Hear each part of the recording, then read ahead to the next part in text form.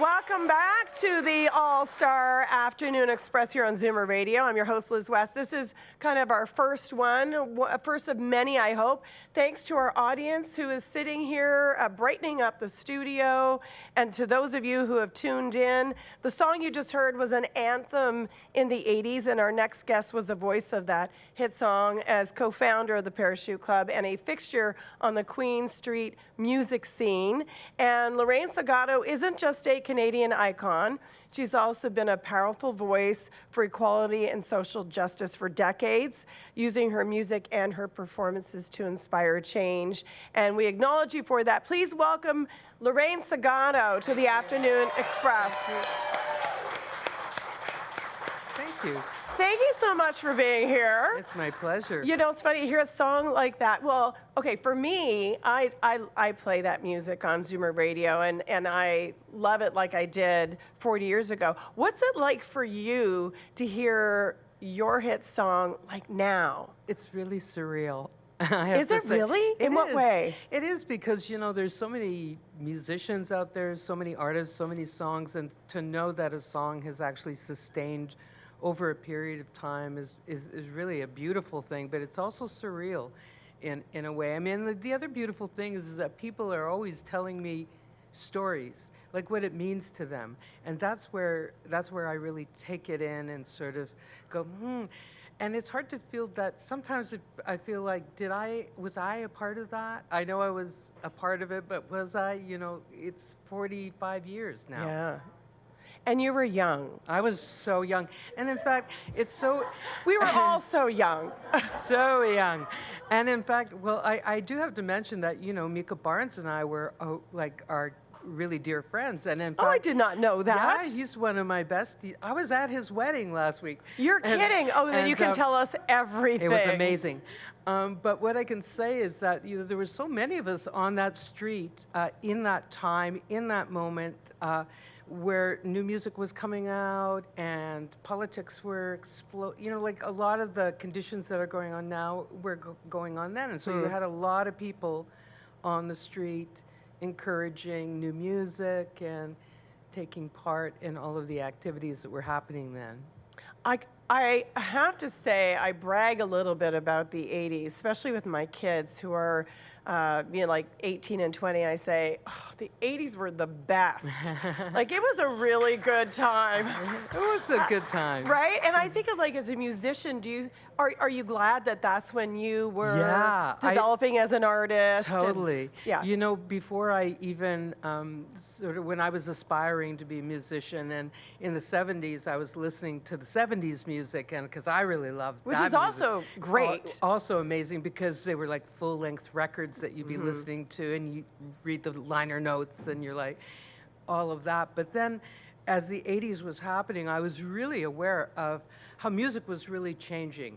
Like in terms of Canada even, we were probably best known as for folk, for rock, and more rootsy music, if anything. And so the 80s was really a period of time that was influenced by the UK, by other places all over the world, and the music that came out of the 80s had all those inflections in them. Yeah, it was a different sound once we had the 80s. Yeah. And I read something that it was really Daniel Lanois, the producer, who transformed your first record and the songs on it. Yeah, well, he was the one that created that, you know, that really kind of almost cinematic sounding entry point into the chorus.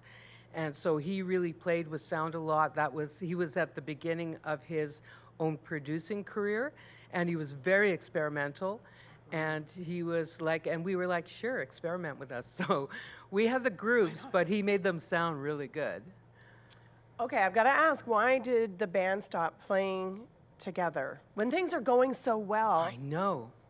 The thing about it is, and I think a lot of musicians, even the ones that you have here on the show today, would say, you know, the music business is a bit of a fickle business, and one of the things I noticed was that the energy that excited people so much about our band was really becoming affected by all of the kind of internal politics of the music business, and I felt like a good time to leave is to go out when everything is really, really great. And so for myself and for the band, rather than have the energy of the band diminish, I thought it was time to move on to something else. It's a very mature decision. You know, I can't even believe that I knew that I knew to do that, because I did not like the person I was becoming. Wow. And I wanted to say to myself, I'm not what I do for a living. It's like who I'm evolving into all the time. So the fact that I knew that back then was really wild. It is wild. Your intuition told you. What did you end up doing then after? Well, then I went, because I studied film in the mid-'70s, and then I made a film about Queen Street. I made some other documentaries. I produced events. I helped other people get where they were going with their career. I wanted to stay kind of more in the background a little bit. And then over the course of in 98, and then later on in 2015, I believe, I released 2 solo records and started working in that way. But really, it's I have a show with a friend of mine called Wild Women Don't Get the Blues, They Get Even. And so That's a good one. so what we do is we put together this show where we invite up and coming performers with established women singers. We pick a theme, so revenge, redemption, whatever we want. We find songs in that theme. We rehearse everything the day before, and then we go on stage with 4 or 5 singers. And the alchemy and the scariness of that moment of not really knowing the song is what makes a really magical moment. So I've been doing that as well. That sounds like fun. It's so much fun. And I do it with my partner in musical crime, Colleen Allen. Okay, Yep. Musical crime. Yes. That's the kind of crime that we Musical accept. crime. We accept musical crime. It's funny, you mentioned something about not knowing what was going to happen in songs. And at this time, well, every day on the show, on the Afternoon Express, we play a game. Yeah. It's called Sing That Lyric.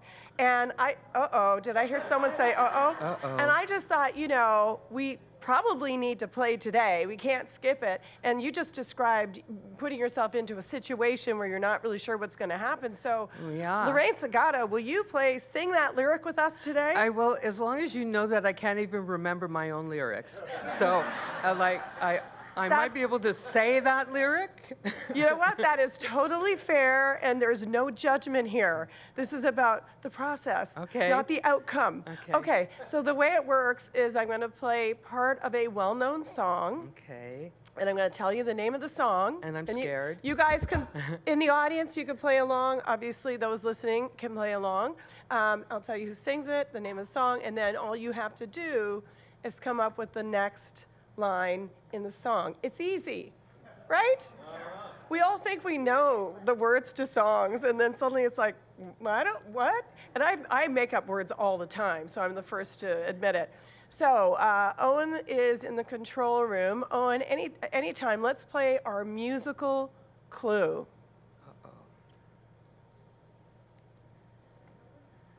Owen? Don't make me sing it. Because if I sing it, I will sing it if you, no, I can't sing it, especially with a little bit of, we have a musical clue. Okay, I'll tell you the name of the song is Private Eyes, and it's Daryl Hall and John Oates. And while we're finding our musical clue, it's kind of a coincidence, but as a matter of fact, you know John Oates, am I right? Yeah.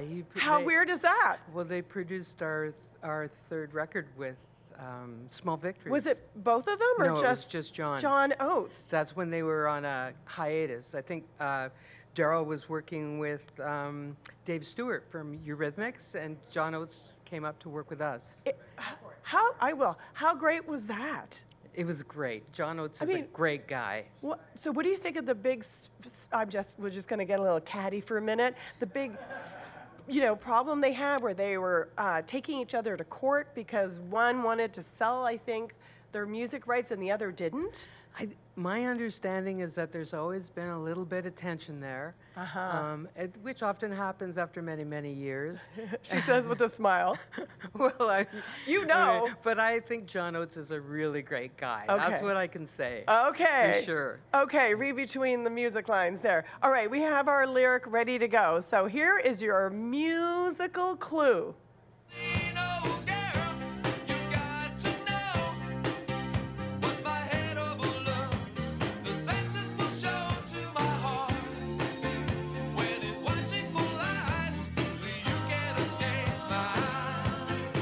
Okay.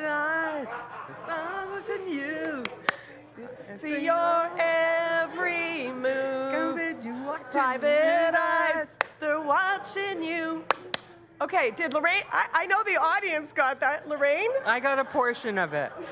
I got a portion of the chorus. Oh, are you going to come out with the hook? 100% we're not going to come out with a hook, but we are going to take a break, so stay with me. We'll have more Lorraine Segato coming up shortly.